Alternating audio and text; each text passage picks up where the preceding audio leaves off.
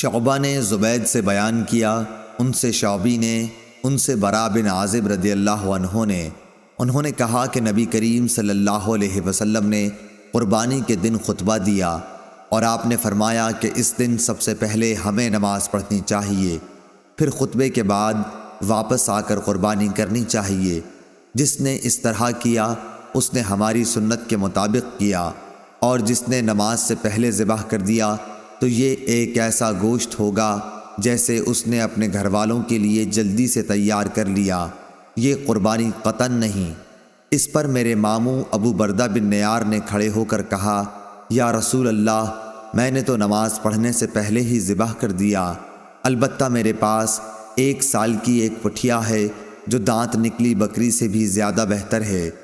حضور صلی اللہ علیہ وسلم نے فرمایا کہ اس کے بدلے میں اسے سمجھ لو،